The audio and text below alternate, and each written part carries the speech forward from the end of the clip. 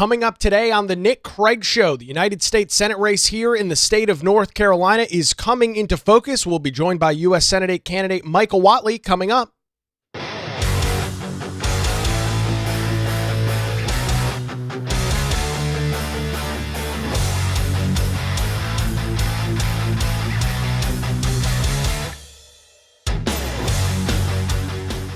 And a good Friday morning to you. Welcome into the Nick Craig Show, streaming live this morning on YouTube, Rumble, X, and Facebook. Don't forget that you can take the show with you 24/7 on demand in your favorite podcast app. You can also hear the show weeknights, 9 to 10 p.m. on WBT Radio in Charlotte. All the links, all the information for the live show and pre-recorded podcast over on the website, nickcraig.com. Our program this morning is also brought to you by the Law Group here in Wilmington. For any legal questions or challenges you might be facing, lawgroupnc.com. We'll hear more from the Law Group. Melissa Gott and her team coming up a little bit later on in the program this morning.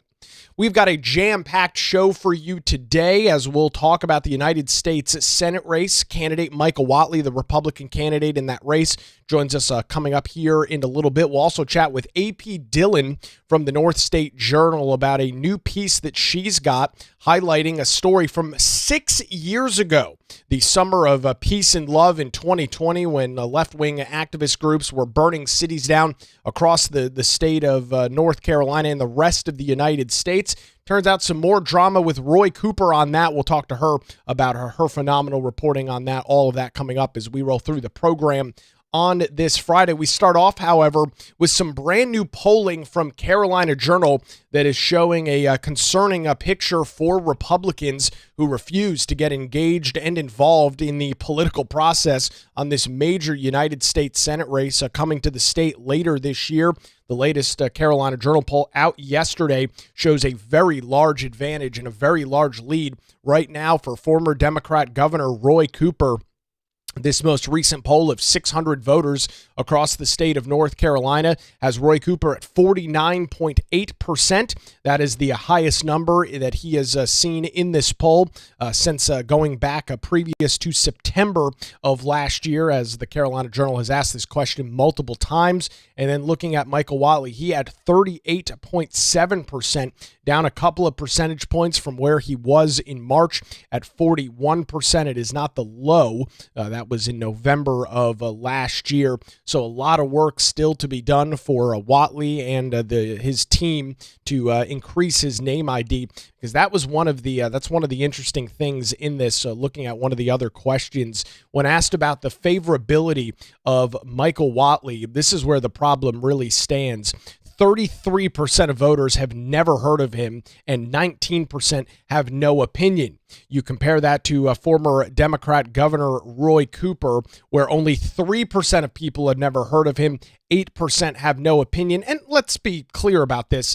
That does make some sense, of course. Roy Cooper serving 8 years in the governor mansion, before that serving a long stint as the attorney general here in North Carolina, before that serving in the North Carolina Senate. He has been in and around the political space here in North Carolina for 40 years now, or almost 40 years now at this point. So it's no surprise that his image, and a lot of people know who he is.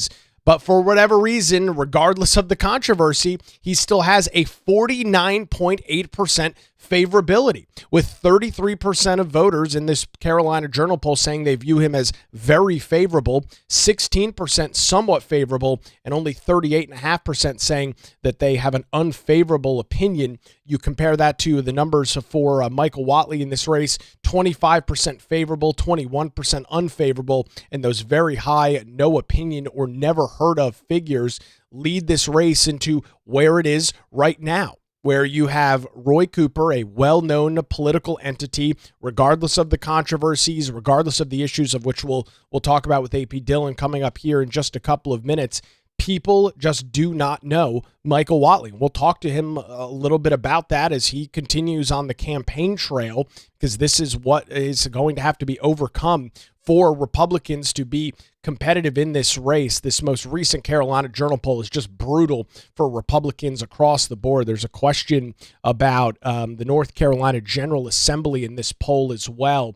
The question was posed like this: if the 2026 general election were held today, would you vote for the Republican or Democrat candidates for the North Carolina legislature? 41.3% saying that they would vote for the Republican candidate, compared to 47.5% who said that they would vote for the Democrat candidate, compared to 11% that remain unsure at this point. This is the largest margin that Democrats have had over Republicans in this poll now for years. Going back and looking at some of the Carolina Journal polling, it has been a long time since Democrats have had this advantage. And I'll note a couple of things. It's still early. It is still, at this point, the middle of May. There is a lot of time, and there is a lot that will go on between now and early November, when we will watch Election Day roll across here in North Carolina. Early voting, of course, starting a little bit before that. And so there is still a lot of time. One of the things that I will continue to tell folks, at least this early in the race, that the events that could decide the midterm elections, and this is relevant for congressional candidates, the North Carolina General Assembly, the Senate race between Cooper and Whatley, the issues that could define, and I say could because I don't know for certain, but the issues that could define that race may have not even happened yet. And that is because we're still very far out. We're here in the middle of May right now, and we're looking at elections that are still 5 months from now. And so that is what we are going to be watching as, this race continues to play out, as Michael Whatley continues to build his name ID across the state, as Roy Cooper and the Senate Democrat Leadership Fund and other groups in Washington, D.C. and around the country pump tens of millions of dollars, hundreds of millions of dollars potentially into the state of North Carolina to try and flip the Republican Senate seat currently held by Tom Tillis and give that to Roy Cooper and make the path possible for Democrats to take control of the United States Senate in the midterm elections. And with all of that said, this should be a call to action for conservative and Republican voters here in the state of North Carolina. Earlier this week, I had the ability to visit with some of the amazing audience and listeners of WBT Radio at a News and Brews event that was hosted in Charlotte on Tuesday night. And as we were rounding out the discussion, we were talking about a variety of issues. I was up on stage with a bunch of the other WBT hosts, Pete Callender, Brett Jensen, Brett Winterbull, Vince Coakley, TJ Ritchie, the entire lineup of WBT. And we were talking about, some of these issues, some of these topics, and I had the last word on it. And I made the point very clear. There's a lot of frustration that, the media is biased and the media is not telling the whole story. We know that's the case. And that's not going to change. And so as conservatives, as Republicans, I would argue that we have an obligation to get hyper involved in this process. Complaining that the media is biased, complaining that social media is biased, and that the message is not getting out there. I'm sorry, folks, it's not a good excuse. You and I have the opportunity and have the ability to affect races like this, whether it's getting involved with volunteering for a candidate, things like door knocking and things of that nature, whether it's financial contributions, donating money to candidates. And this is not just for the U.S. Senate race. This is all across the board. The state legislature, your local county commission seats, school board candidates, whatever the race may be. You and I have an opportunity to get involved, and it is going to be incumbent if Republicans are going to have any fighting chance of performing well in a year in which they should not, because of the dynamics, because of the fact that it is a midterm election with Republicans in control. If Republicans sit on the sidelines, if Republicans just cross their arms and just cross their fingers and hope that things get better, we are going to get killed in the midterms. We are not going to be competitive. We are not going to have the ability to compete. I don't want to hear the excuses. Yes, I know that the media is biased. I know that they're not going to cover the controversy surrounding somebody like Roy Cooper. That's not a good excuse. That you can't just cross your arms and say, "Oh, well, that the media is biased, so therefore there's no point trying." No, that doesn't work. We have got to get hyper involved and hyper focused on a variety of different races across the state of North Carolina here if we want to be competitive. And I'm not interested in the excuses. Get off the sidelines, get off the couch, and get involved in this process if it's truly something that you believe is that important. Plain and simple. I mean, I'm not interested in the bitching and the complaining about, oh, we're not getting a fair shake and oh, this, that. I don't care. Do something about it. It is the most frustrating thing in the world, and this is a big problem amongst so-called Republicans and conservatives.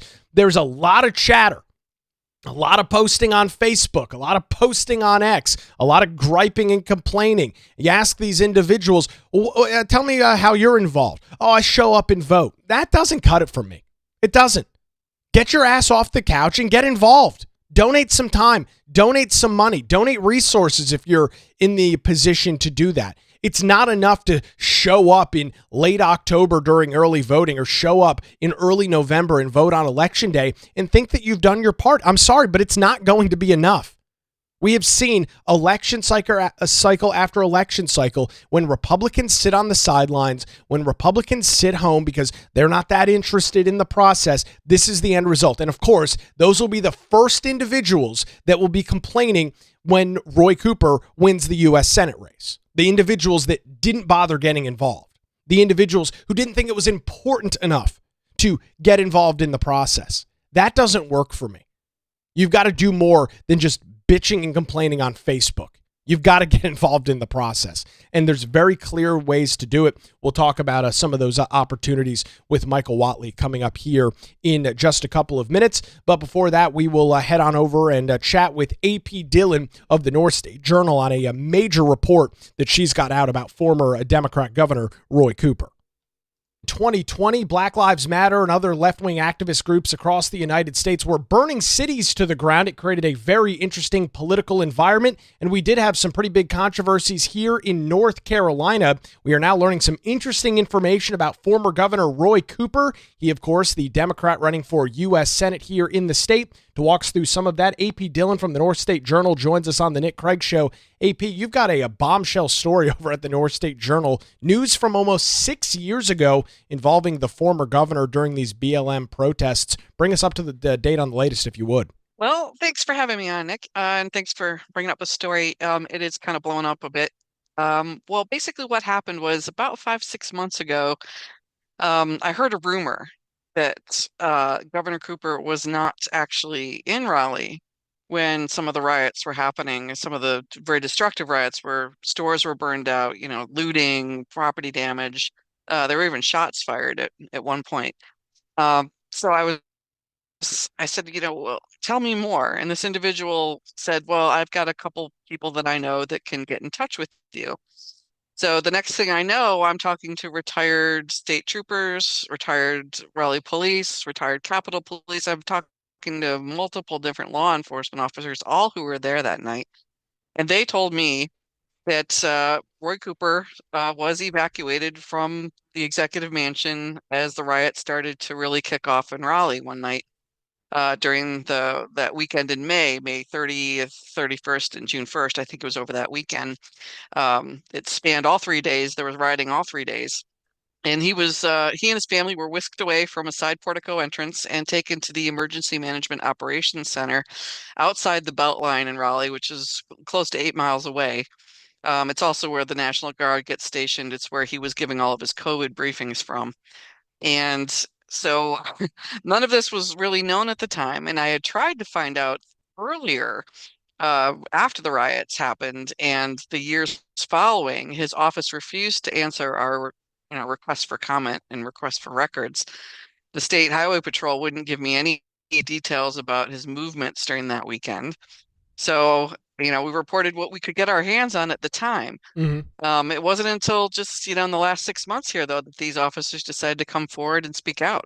And AP, I guess it shouldn't be a surprise if government thought or if law enforcement officials thought that the governor might be at risk and his family might be threatened. No problem moving him away from the governor's mansion. I guess the big issue here is when the governor was pressed on why the National Guard and more law enforcement weren't swarmed into downtown Raleigh and many other cities across the state of North Carolina, where, as you noted, this destruction was taking place, buildings being burned to the ground, stores, private small-owned businesses being looted. He refused to do so. And then, of course, just a couple of days later, the now infamous photo of Governor Roy Cooper marching with Black Lives Matter, his fist up in the air, his COVID mask hanging halfway off his face, just the most hypocritical thing that you could ever come up with.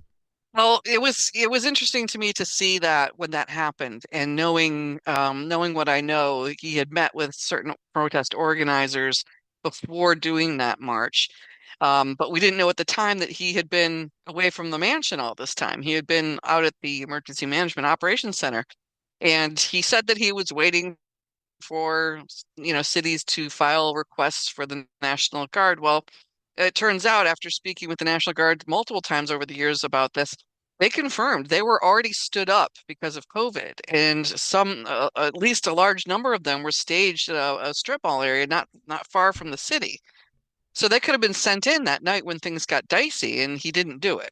What do you make of this moving forward? I mean, the image that everybody has now seen, it's been all over social media, going all the way back to 2020. You had many of these blue state governors and blue state mayors across the United States, AP, that just refused to surge law enforcement while their communities were being ransacked. Looking back on this now, it's almost unbelievable.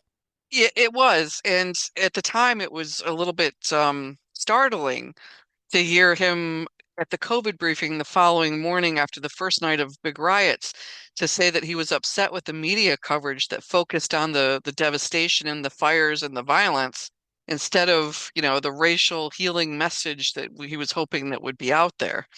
And he made a very long statement, and I've got it linked in the article. Folks can go listen to it and watch it and read it. He gave it from the COVID briefing center, and it was it was really interesting to hear that. And he basically brushed off the idea that people's property shouldn't be protected. He was more concerned with people protesting than with the destruction that came along with it. Yeah, and of course, we saw all that devastation and destruction in the immediate aftermath, not only here in North Carolina, but in cities across the rest of the United States. All right, let's move on from this now to where we sit right now, where Roy Cooper, the former two-term governor, attorney general for many years prior to that, now running for the United States Senate. AP, anytime his office or his campaign is asked about any issues, he always says, or I should more accurately say, his spokespeople always say that he's putting North Carolinians first. He's fighting for families in North Carolina. I find that hard to believe with some of the very interesting details in your story now going back to 2020. Yeah, I mean, it really felt otherworldly to watch him go marching from one side of the executive mansion to the other. I happened to catch that newscast when it happened. So it was a little bit stunning to me, and I've hung on to it ever since. That's just been an interesting image to me because his COVID orders were in place at that time. It was social distancing and masks and that sort of thing. And meanwhile, our kids didn't get unmasked until at least 2 years later, much less get into the classroom. I think a lot of people have some amnesia about what happened during those COVID years. And those weren't the only riots to happen either. They occurred again in Raleigh later that fall.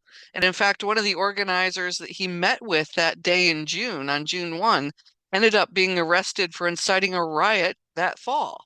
So, he met with the actual people causing the problems. And then, you know, he really had nothing to say to the business owners. And not only did he not have anything to say to those business owners, but you note, of course, children being pulled out, ripped out of the classroom, sitting in front of a computer, learning on Zoom. All of the business closures across the state, many mom and pop businesses, unfortunately, AP never able to reopen moving forward. Looking back on it now, 6+ years later, it's amazing what we went through at the time and the level of hypocrisy that is coming out now on many of these elected officials, whether it's Gavin Newsom dining at the French Laundry in San Francisco or Roy Cooper being whisked out of the governor's mansion and then marching with violent protesters just days later.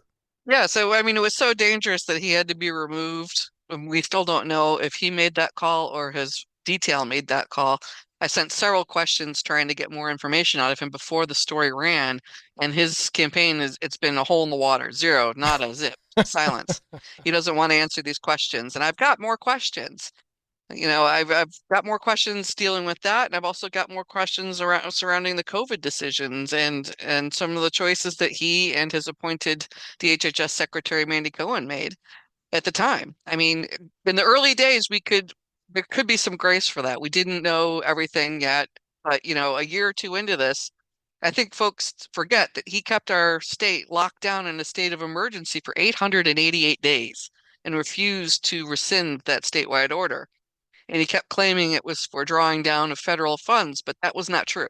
We contacted FEMA, we contacted the federal government, and none of them said that we had to have that state of emergency in place in order to get the funds that we were getting. I think the history books will have it written, AP, a very dark time in not only North Carolina history, but history in many places across the United States. Phenomenal reporting. You mentioned that you had linked up that COVID press conference and briefing that Roy Cooper hosted back in May of 2020. Where can folks go and get more details on your story? Go right over online to nsjonline.com, and it should be one of the first stories that you see under the news tab at the top. You can always do a search for my name, AP Dillon, and it'll pop my stories and you'll see it there. Or you can find it on X. It is my pinned post. I'm at AP Dillon with a little underscore after my name on X.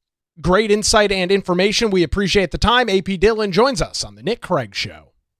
Great reporting there from AP Dillon. Appreciate her time. We'll hear from get a reaction from U.S. Senate candidate Michael Whatley on this pretty major story being reported by AP over at the North State Journal coming up here in just a couple of minutes. Before that, however, I want to tell you and thank the law group here in Wilmington for their continued support. When legal challenges arise, no matter the issue, make sure you put your trust in the law group right here in Wilmington. Going back to 2003, their experienced attorneys have provided high-quality, affordable legal services across the eastern half of North Carolina. Whether you're facing a divorce, navigating a real estate transaction, or maybe you're in a position where you need a strong criminal defense, no matter the issue, the law group has your back.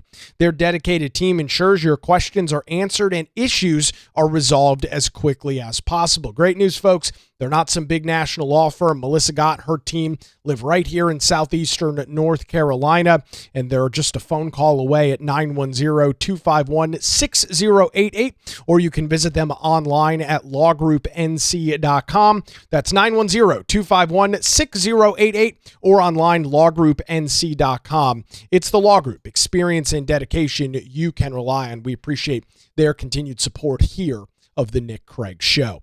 All right, quick break. We will hear from Senate candidate Michael Whatley coming up here in just a couple of minutes as the Nick Craig Show continues streaming live this morning, 7 a.m., YouTube, Rumble, X, Facebook, and available 24/7 wherever you get your podcasts.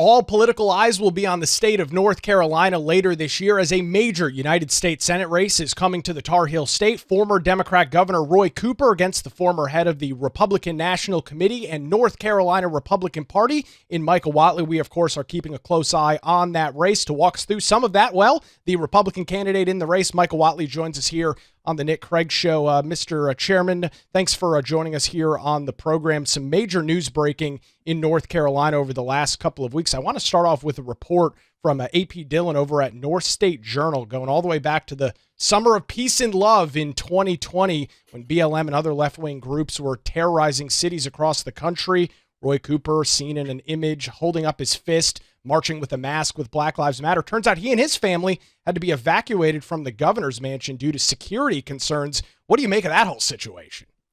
Well, it says a lot, right? I mean, there clearly were security risks all out Raleigh, and not just in Raleigh. I mean, had riots in places that were being burned down in Fayetteville and Charlotte and other cities all across the state and all across the country. The fact that after being evacuated, the governor thought it was important enough to come back and march with the protesters to give solidarity to the rioters and give a press conference where he said that their rights were more important than property. Really kind of truly shows you his colors where he is. But those threats were very real. The riots were very real. The damage was very real. And Roy Cooper standing up with the rioters and the protesters just kind of shows you where he's coming from in all this. And let's make sure we kind of set the stage, Michael, because this is years ago. I mean, I think a lot of folks have tried as hard as possible to get this out of their memory and not have to constantly think about this. You had small businesses in cities all across North Carolina, and as you noted, the rest of the country that had their businesses looted and in some cases literally burned to the ground, not because they were against the protesters. Their businesses just happened to be in the wrong place at the wrong time. It's a miserable situation. Yeah, look, and I think Roy Cooper could have prevented those riots, could have prevented the looting and the burning simply by calling in the National Guard, but he refused to do it. Even the Raleigh Police Department was preparing for it. The Raleigh City mayor was preparing to call for the National Guard, and Cooper refused to do that until much later. Really kind of a dereliction of duty on his part. Ultimately, when you think about government, right, you think about state government, local governments, you think about the federal government, the number one priority is to keep its citizens safe, keep its communities safe.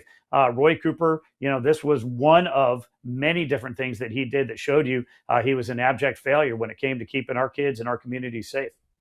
What do you make of the fact that we're now learning about this almost 6 years after it happened? These are in the summer of 2020. Obviously, there was a lot of reporting at the time that this was going on, but we didn't just up until recently, we had no idea that the governor and his family were evacuated from the executive mansion. What do you make of the timing on all of this? Well, it's not surprising, that Roy Cooper would hide, these types of things. You go back to him releasing 3,500 criminals, where he, put the list of criminals under court order, sealed it, hid it, and told everybody none of those criminals were violent. So, there is an absolute pattern with Roy Cooper where, he has bad things that he does. He hides them, seals them, puts them under order. The fact that he left the city, that should have been discussed. We should have known that that was happening. But then he turns right around, comes back and marches with them and has a press conference and says, well, it's not really their fault. They're good people with a good cause. Yeah, the hypocrisy on that, absolutely unbelievable. You just kind of teed up the next story here. This is both two major media outlets, both the New York Post and Fox News, over the last week or so, releasing information about those 3,500 inmates that Roy Cooper released with a settlement. It was originally filed in 2020, an ACLU settlement in early 2021 allowed these individuals to be released. And I think, Michael, the most shocking thing in all of it, 18 of the 3,500 individuals released went on to murder additional people in the state of North Carolina. That's moms, dads, brothers, sisters, aunts, and uncles that are no longer on this earth thanks to some of these policies from Roy Cooper.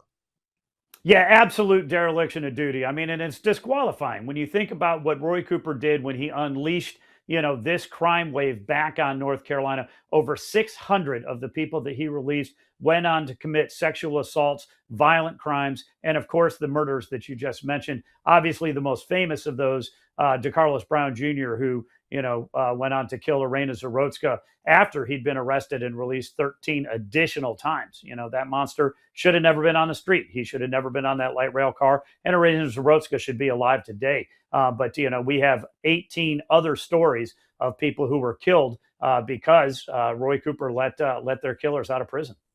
Let's talk a little bit about this, because this is one of, unfortunately, many terrible stories that are kind of a black cloud over Roy Cooper. But unfortunately, Michael, it seems like maybe the media here in North Carolina isn't covering these stories, whether it's NCORE, whether it's untested rape kits when he was the attorney general for 16 years here in North Carolina. I feel like if you ask a lot of people, they'll say, yeah, Roy Cooper did so many great things across the state. Meanwhile, all of these controversies never seem to stick to him. They don't. Look, and the local media is absolutely going to favor Roy Cooper. We know that. There's always going to be a bias when we talk about the media. It's our job to go out and make sure that people understand in this Senate race that there is a huge difference. There's a contrast. I am going to back the blue. I'm going to fight every day to keep our kids and our community safe.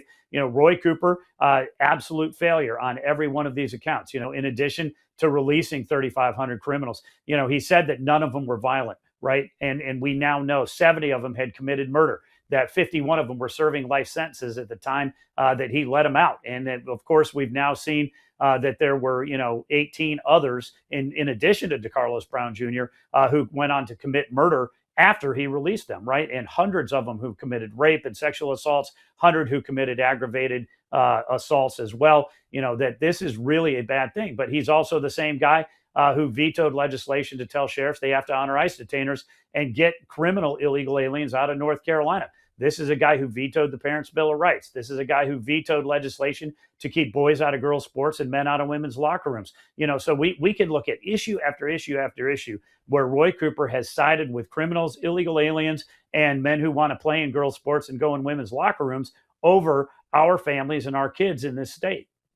You've spent years talking to the people of North Carolina, with whether it was your position as the head of the North Carolina Republican Party or leading the RNC, now, of course, back in the state running for U.S. Senate. Do you think this crime issue has finally reached a boiling point? I mean, it's not a brand new idea here that soft on crime policies pushed by those on the political left are disastrous for communities. However, Michael, I'm starting to see and hear from more people that I would not call overly political that are starting to talk about this. What are you seeing in your experience?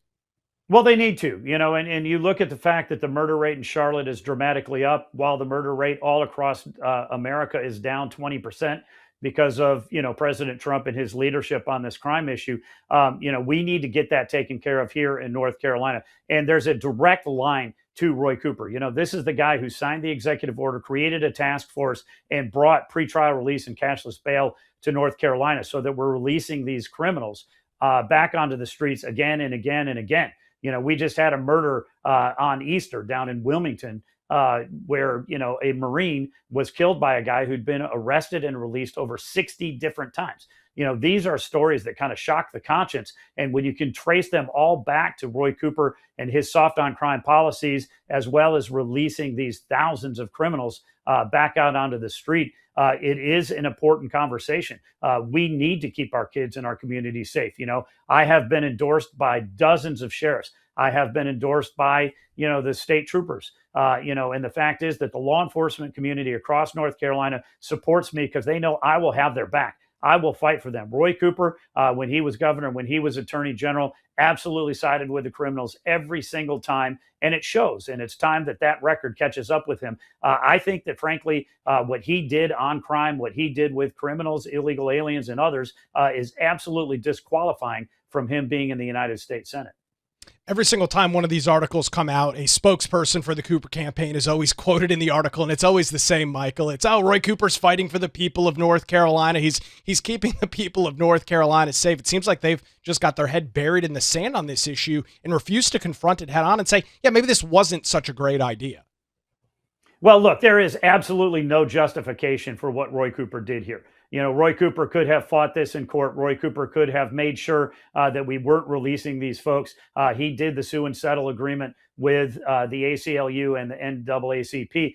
But I want to know, why? Why did he decide to go ahead and settle this case? I want to know, why were these people on that list? Who put the people on the list? He has ducked this conversation all the way since 2021. He's never apologized to the victims of the crimes that were committed by the people that he released. He's never, apologized to the families of the victims of their original crimes. The fact is 70 people on that list were in prison because of murder. 51 of them were serving life sentences, and Roy Cooper let them out.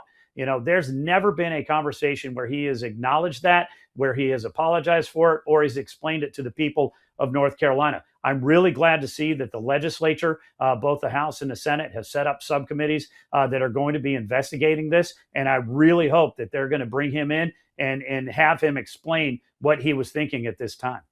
Yeah, we'll be keeping a close eye on that out of the legislature as they continue with their short session here in the early and middle parts of 2026.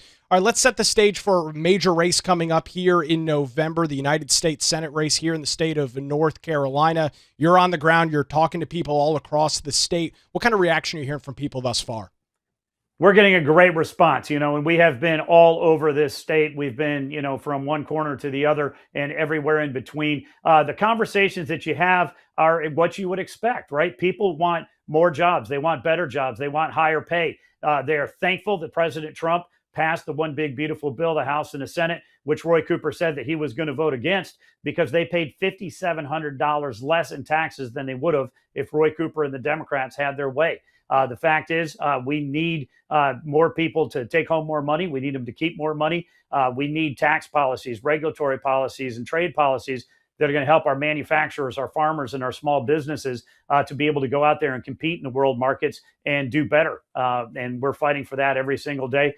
People really do care about these crime issues. They care about keeping their kids and communities safe. And they also care a lot about our military. The fact is that, 10% of all men and women in uniform, Army, Navy, Air Force, Marines, and Coast Guard, are based here in North Carolina. I'm going to fight for them every single day and make sure they have what they need to carry out their missions here and around the world to protect our interests and our allies.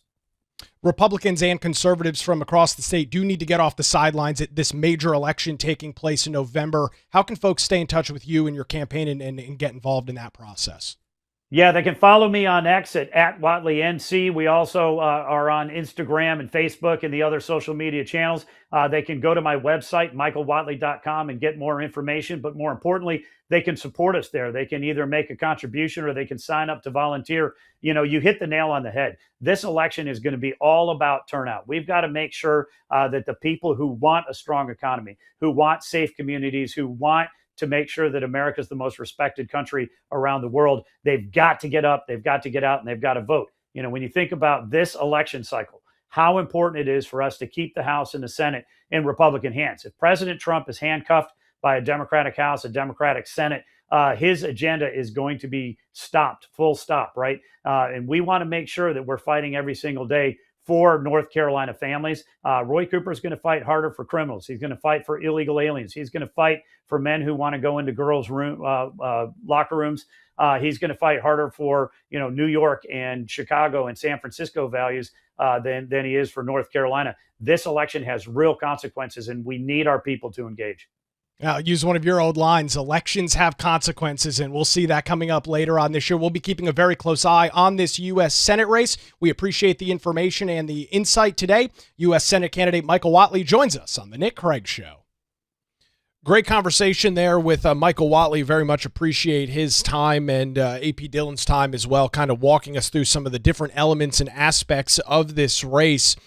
In closing out the program, we just heard from AP Dillon over at the North State Journal, this new report showing that while Roy Cooper was promoting BLM and other left-wing activist groups burning down downtown Raleigh and other cities across our state, he and his family had to be whisked away by security because obviously they thought that there was some sort of threat to the governor's mansion. Then just days later, you see him in that now infamous picture holding his fist up in the air, marching with Black Lives Matter activists with his COVID mask hanging halfway off his face as businesses are unconstitutionally shut down in the state of North Carolina. Your kids are not in the classroom, right? Because COVID's going to kill everybody.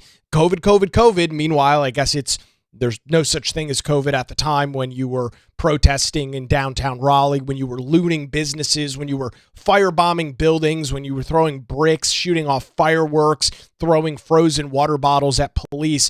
There was no risk of COVID spreading during that. Just God forbid you kept your business open. God forbid that your children were in the classroom. That's where the real super spreader events were. But it had, of course, nothing to do with BLM and other left-wing activist groups protesting. And then hearing from Michael Whatley, comparing and contrasting his vision versus what we'll see from Roy Cooper. And this is the unfortunate reality that North Carolinians are going to have to deal with. Roy Cooper is a fraud. I mean, he makes all of these claims, and you see all the time these nonsensical posts from him on social media. I mean, one of the greatest examples, as he wrote on social media just 17 hours ago, I love North Carolina with all my heart. I was humbled to serve the people as governor for 8 years, but my work is not finished. I will keep fighting for a better future for North Carolinians. This is as we watch now story after story after story coming out of individuals that Roy Cooper released from prison early going on to murder people here in the state of North Carolina. So you love North Carolina with all your heart. His words, not mine. I love North Carolina with all my heart. Yet I'm going to let 3,500 dangerous, violent criminals out of prison and allow them to roam the streets of North Carolina. Whether it's Charlotte, Raleigh, Asheville, Greensboro, Greenville, Wilmington, it doesn't matter. Big, small cities all across the state. But he's going to keep fighting for a better future for North Carolinians. Going back to this larger concept that Republicans and conservatives, you've got to be willing to stand up and get involved in this election cycle, because here's the unfortunate reality, and candidate Michael Whatley hit on this during the interview. The media is not going to give Roy Cooper what he deserves. The media is not going to cover the controversies that Roy Cooper oversaw, whether it was thousands of untested rape kits when he was the attorney general here in North Carolina, whether it was his complete and total failure of hurricane relief in eastern North Carolina. Don't believe me? Look up an entity called NCORE, the North Carolina Office of Resiliency and Recovery. Under Roy Cooper's watch, handpicked the individual to lead, Laura Hogshead, to lead NCORE. And here we are 10 years later, from Hurricanes Matthew, which hit the state in 2016, devastated portions of eastern North Carolina. A decade later, there are still people that are not back in their homes. They are still not in their homes because government under Roy Cooper's watch dropped the ball for 10 years. And of course, the irony in all of this, then you have to hear from people like Roy Cooper and Josh Stein that it's Michael Whatley's fault that Western North Carolina relief hasn't been better. It's Michael Whatley's fault, who at the time was the head of the RNC. Roy Cooper was the governor when Hurricane Helene hit. Josh Stein has been the governor, was sworn in early, I believe it was January 1st, 2026. But of course, it's got to be somebody else's fault. It's got to be. Can't possibly be the two Democrats that have controlled the state of North Carolina 8 years in the governor's mansion here in this state, in the Tar Heel state. And so we know that the media is not going to cover these controversies. They don't have any vested interest in doing so. I mean, the 3,500 criminal release story that came out last week that highlighted these very dangerous individuals, more than 600 of them committing either violent acts or sexual offenses since being released from prison in the span of 2 years. You would assume that a story like that would be major national or major statewide news. The top story on every local newscast, the top story on every newspaper across the state of North Carolina. But the reality reflects something very different. The reality reflects a liberal media here across the state that is not interested in covering some of the failures. And it's because, of course, we know where they stand ideologically. They want to do everything in their power to cover for Roy Cooper. It's why polling continually shows that his approval or his image is so high. There's a reason that 49.8% of North Carolinians view Roy Cooper in a favorable light. It's not because he's the greatest politician that's ever existed. It's that nobody knows about his controversies. It's because nobody knows of the failures under his watch in the governor's mansion. Whether it's DOT, Encore, the Duke Energy Pipeline slush fund. I mean, the controversies go on. Unconstitutionally shutting down businesses in the state of North Carolina, a state of emergency for over 400 days. Meanwhile, our neighboring states opened up. Things got back to some semblance of normalcy relatively quick. Not here in North Carolina, not under Roy Cooper's watch. He wasn't interested in doing that. He didn't care if your mom and pop business that had been in the family for 2 or 3 generations had to close its doors permanently. Didn't matter to him.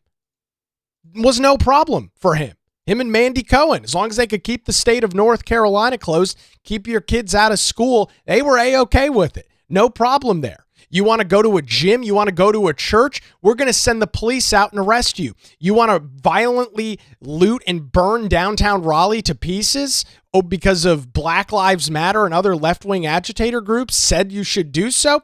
No concern whatsoever. No problem. No issue there at all. You want to go to Planet Fitness to get a quick workout in? Can't do that. Could be a super spreader event at the gym. You want to visit a small mom and pop business? Maybe this. Maybe you want to go and eat at a restaurant. I know. Wild. Crazy to think that you might want to walk into a restaurant and eat. Can't do it. You could die of COVID, but it's okay. Burn and loot Charlotte and Raleigh and Wilmington. Do all that. No problem whatsoever. That's A-okay. Well, it's a greater cause there. COVID doesn't affect you if you're protesting. COVID doesn't affect you if you're looting a store all in the name of racial justice, right? That was the big gripe in 2020. It's okay, yeah. Loot a mom and pop shop in downtown Raleigh, burn it to the ground, and throw bricks at police officers. That ought to help the issue, no question about it.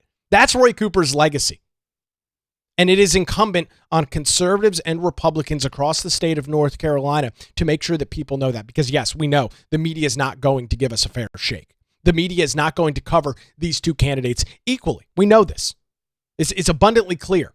We saw 8 years when Roy Cooper was in the governor's mansion. Controversy after controversy after controversy. Nobody was reporting it. Nobody was covering it. Outside of a couple of news agencies and news outlets here in North Carolina. The Carolina Journal, the North State Journal, talk radio stations like WBT and some others across the state. Those are the only ones covering it. WRAL, the News and Observer, they don't care about that stuff. It wasn't interesting enough. As long as we can, dig in on Republicans at the General Assembly, we can gin up some controversy there. That's all that's relevant.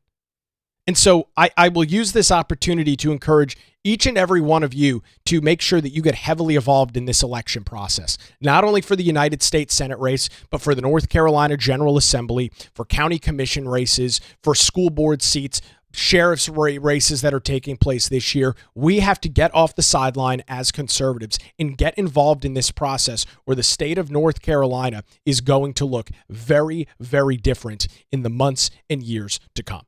And so, ball's in your court. You have two options. Sit on the sideline, bitch and complain on social media, or get involved in the process.